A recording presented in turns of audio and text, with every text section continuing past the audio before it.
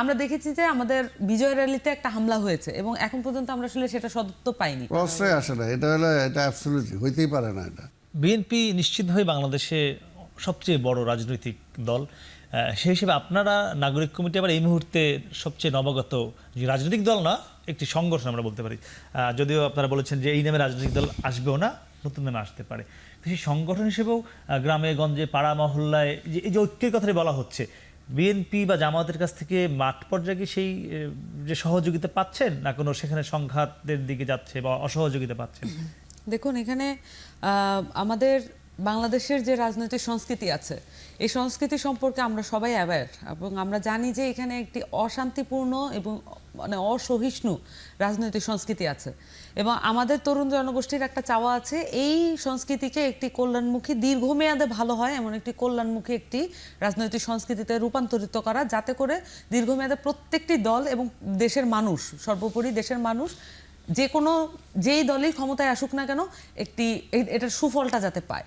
তো আমরা আসলে যেই কার্যক্রমগুলো চালাচ্ছি, আমরা ওয়ার্ডে ওয়ার্ডে যাচ্ছি, আমরা জেলায় জেলায় উপজেলায় উপজেলায় যাচ্ছি, আমরা যাচ্ছি, মানে কমিটি দেওয়াটা এখানে গুরুত্বপূর্ণ না। আমাদের দরকার অভ্যুত্থানে যে মানুষগুলো আসলে মাঠে ছিল, যেই মানুষগুলো যুদ্ধটা করেছে, যে মানুষগুলো রক্তটা দেখেছে, যে মানুষগুলো বাংলাদেশের আকাঙ্ক্ষা তার কাছে পরিষ্কার, সেই মানুষগুলোর কাছ থেকে আকাঙ্ক্ষাটা শুধু কালেক্ট করা।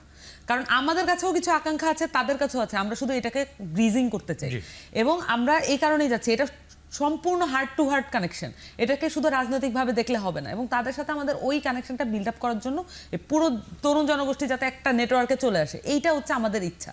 এবং সেই জায়গায় আমরা দেখছি যে যেই রাজনৈতিক দলগুলো আসলে মাঠে আছে, আমরা দেখেছি যে আমাদের বিজয় র্যালিতে একটা হামলা হয়েছে এবং এখন পর্যন্ত আমরা আসলে সেটা সদুত্ত পাইনি। বিজয় র্যালি এবং আমরা 16 ডিসেম্বর বরিশালে সেই হামলাটা হয়েছিল এবং আমি 16 ডিসেম্বর 15 বছর পরে আমরা একটা রাজনৈতিক দলের মানে আওয়ামী লীগের হাত থেকে মুক্ত হওয়া বিজয় দিবস আমরা পালন করছিলাম। এটা সকলের জন্য আনন্দদায়ক ছিল, কিন্তু আমরা অদ্ভুতভাবে লক্ষ্য করলাম, আমরা অবাক হয়ে গেলাম যে অভ্যুত্থানের পরে আমরা বরিশালে এই ধরনের হামলা হলো এবং আমরা কোনো স্টেপ দেখতে পেলাম না। এবং এইটার জন্য আমরা আসলে বিচারটা আমরা সেই বিচারটাও আমরা চাই যে কেন আমাদের লোকজনের উপরে হামলাটা হলো, নাগরিক কমিটির লোকজনের উপর হামলাটা এবং আমাদের যুগ্ম সদস্য সচিবের উপরে হামলা হয়েছে। তো আমরা এই ধরনের আমরা এটাকে অ্যাজ এ হোল, এটা একটা ঘটনা, এটার বিচার করতে হবে এবং সেই সাথে অ্যাজ এ হোল রাজনৈতিক সংস্কৃতির পরিবর্তন করতে হবে। তা না হলে এটা সকল রাজনৈতিক দলের জন্য খারাপ, এটা আগের হোক অথবা নতুন হোক। জি সালাম, এই যে সংস্কারের কথা আপনারাও বলছেন যে বিভিন্ন জায়গায় সংস্কার করবেন, তারেক রহমান বলেছেন যে ন্যূনতম সংস্কার করার পরে নির্বাচন তিনিও চান, তিনি এখনই চান, সেটি বলেননি। রাজনৈতিক দল হিসেবে বিএনপির মধ্যে কি সংস্কার প্রয়োজন মনে করেন কোথাও? সংস্কার তো চলমান প্রক্রিয়া, এটা চলতেই থাকবে। এটা 100% বলতে পারবো না যে ওই মুহূর্তে যা চাইতেছে এটার পরে আর সংস্কার হবে না। সংস্কার চলমান, এটা চলতেই থাকবে, তাই না? সায়েন্স ডেভেলপ করতেছে, সায়েন্স আজকে কোথায় নিয়ে গেছে মানুষকে, সব কিছুতেই। তো এই জন্যই ওই সংস্কারের ব্যাপারে কারো কোনো আপত্তি নাই, কোনো কিছু নাই। নতুন নেতৃত্বটা হওয়ার জন্য সবচেয়ে বড় যেটা দরকার, যে গত 15 বছরে ছাত্র রাজনীতি নাই। এই বিশ্ববিদ্যালয় থেকে যারা শুরু ছিল, গত 2টা নির্বাচন, আগেরটা বাদে দিলাম, গত 2টা নির্বাচন যে দিনের ভোটে রাত্রে করলো, আমরা কোনো বিশ্ববিদ্যালয়ের প্রতিবাদ দেখি নাই।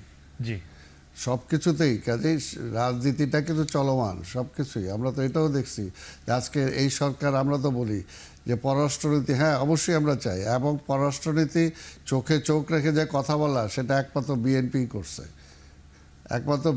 করছে। তো কাজেই এই ব্যাপারে কারো কোনো দ্বিমত নাই। এখন তো আমরা এই সরকারও প্রশ্ন করি যে আজকের যে ভারত আমাদেরকে এত নসিহত করছে যে সীমান্তে যাতে তাদের শান্তিপূর্ণ থাকে, ওই ভারতের বিরুদ্ধে যাতে কোনো ষড়যন্ত্র না হয়। আজকে সীমান্তে কিভাবে আওয়ামী লীগের যেগুলো গণহত্যা করছে, বাংলাদেশটাকে লুট করে শেষ করে দিছে, আওয়ামী লীগের সেই সমস্ত চিহ্নিত মন্ত্রী নেতারা আজকে অবৈধভাবে কিভাবে সীমান্ত অতিক্রম করতেছে, কি আজকে সেটার জবাবটা কে দিবে? কাজে সরকার যে থাকে সেই দিবে, পার্শ্ববর্তী সরকারের কাছ থেকেও, ইন্ডিয়ার কাছ থেকেও জবাবটা নিতে হবে। এর জন্য সেটা হলো যে এটা ভেরি করে দলের উপরে, এটা হলো রাজনীতির উপরে। কারণ আওয়ামী লীগ তো স্বাধীনতার পক্ষে কাজই করে না, তারা থেকে আধিপত্যবাদী শক্তির পক্ষে কাজ করছে। বাংলাদেশের রাজনীতিতে এটাই তো দুইটা ধারা, না, একই সঙ্গে একটা হলো সামন্ত সাহেব জাতীয়তাবাদী বলছিলেন ধারা। যে আপনারাও স্বাধীনপত্র দেখাচ্ছেন বিভিন্ন না, এটা তো ঢাকার বাইরে বরিশালে একটা ঘটনা বললেন, বরিশালে যে হামলার কথা বললেন, যে নাগরিক কমিটির উপরে হামলা করেছে বিএনপি, সেটা অবশ্যই 16 কোথায় ডিসেম্বর। বিএনপি হামলা করছে? কৃষক দল এবং যুব দলের নাম ব্যবহার করা হয়েছে না, এবং ওই এলাকার সকলেই সাক্ষ্য দিয়েছে যে তারা- প্রশ্নই আসে না। এটা হলো, এটা অ্যাবসলিউটলি হইতেই পারে না। এটা কি কারণে করবে বিএনপি? সেটা সেও জানতে চাচ্ছিলেন, সেটা কেন? না, এটা হলো যে বিএনপিতে তো সব কিছুতেই দোষ। নির্বাচনও দেরি করে দিতে হবে যাতে বিএনপি ক্ষমতায় না আসে, তাই না? বিএনপির সব কিছুই তো দোষ। বিএনপির দোষ হলো এটা আওয়ামী লীগও খুঁজছে। ওইরকম আওয়ামী লীগও বলছে কেন ভোট দিব, ভোট দিলে তার একটা ক্ষমতা আসার জন্য, তাই না? অর্থাৎ ভোটটাই দেওয়া যাবে না, কারণ সেটা তো আর গণতন্ত্র না। আজকে সারা পৃথিবীতেই যদি আমরা দেখি যে আজকে সমাজতন্ত্র বলেন, গণতন্ত্র বলেন, তাই না, কমিউনিজম যেটাই বলেন, আজকে সবটাই তো পুরোপুরি সাকসেস হচ্ছে না। তার মানে কি তার মধ্যে খারাপের মধ্যে ভালো হলো গণতন্ত্র। একদম সেই গণতন্ত্রটা তো চর্চা করতে হবে। সেই গণতন্ত্রটা চর্চা করার জন্য, অর্থাৎ আপনি খারাপ আমি ভালো, সেটা তো না। এটা ডিসাইড করবে কে? জনগণ ডিসাইড করবে। তো জনগণ ডিসাইড করার জন্য তো সেই ভোটের অধিকারটা তো আগের সরকার কেড়ে নিয়েছিল। আমরা তো সেই ভোটের অধিকারটার জন্যই তো আজকের গণভবনের ইট খুলে নিছে, যেহেতু সে ভোট দিতে পারে না, ওই ক্ষোভটা তার মধ্যে আছে, তাই না? ভারত থেকে আইসা তারে বসায় দিছে, সেই ক্ষোভটা আছে। তো কাজে জনগণের আপনি যে কোনো কিছু আপনি পিপুলস ম্যান্ডেট নেবেন না, পিপুলস ম্যান্ডেট নিয়ে আপনি বলে দিলে ওইটা পিপুল চাইতেছে, তাহলে তো আরেক হাসিনা হইলো, আরেক স্বৈরাচার হইলো। আমরা যেটা বলতেছি এখানে পরিষ্কার কথা যে এখন দেশের যে অবস্থা, এই ঐক্যটাকে ধরে রেখে রাউন্ড টেবিল কনফারেন্স করেন ছাত্ররা সহ, রাজনৈতিক দল সহ, আরো স্টেক হোল্ডার যারা আছে, কাউকে বাদ দিতে চাই না আমরা। উদ্যোগটা নেবে কি সরকার, অন্তর্বর্তী সরকার নিতে হবে? অবশ্যই ডক্টর ইউনূস নিবে, অবশ্যই ডক্টর ইউনূস নিবে, তাকে নিতে হবে।